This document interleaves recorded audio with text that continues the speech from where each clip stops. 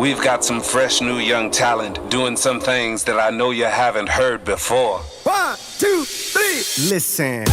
Huge night for Trevon Trammell, the Clear Fork senior running back, on very limited touches, only 15 touches of the ball, and he went over 215 yards and 5 total touchdowns. You want to talk about efficiency? Hello.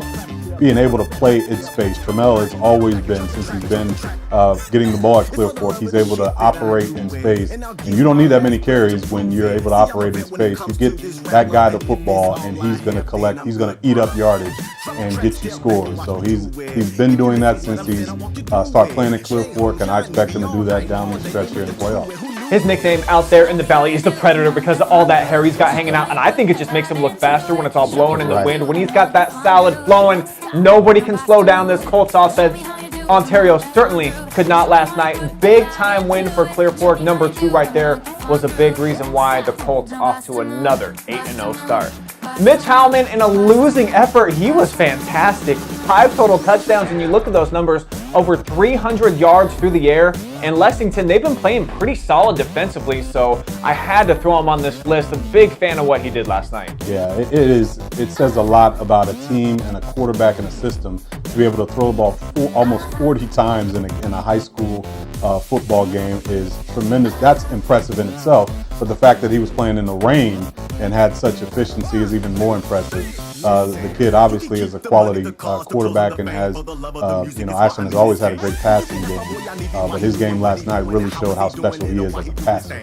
And I couldn't agree more. He dropped some dimes last night, just dropped some right into the breadbasket of his receivers and then ran one in as well. Huge night from Mitch Holloman.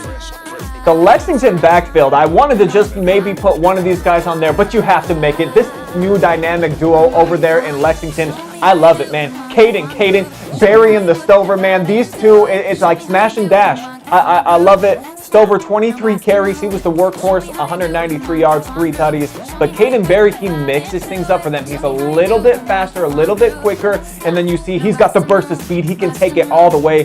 These two combined, Coach, for almost 350 yards on the ground. It's great to have competitive backfields, and that's what you have. You have a guy, and it's great. It's friendly competition, I'm sure, between the both of them. Who can get the most yards? Who can break the most tackles?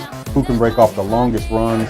And for defenses, that's an absolute nightmare when you don't get a break, when a kid like Stover goes out of the game and another kid, Berry, comes in who's got just enough athletic ability and quickness and can still hurt you in the running game. Dillon Dadwell for the Wooster Generals, the senior quarterback, only 8 of 11 through the sky, 105 yards, but he didn't throw an interception. No touchdowns either, but his efficiency, the 8 of 11, Coach, 70% completion on the entire campaign for him. And just the way that he ran the offense, I was really impressed. I spent a lot of time on the Wooster sideline last night during this game. He gets 2 play calls in before every single snap, and he gets to pick if they're in the right play. Thought he made a lot of great decisions last night. Well, he did. They run an interesting twist on the option where it looks like a pitch sweep, and he can decide whether to keep it or to run it.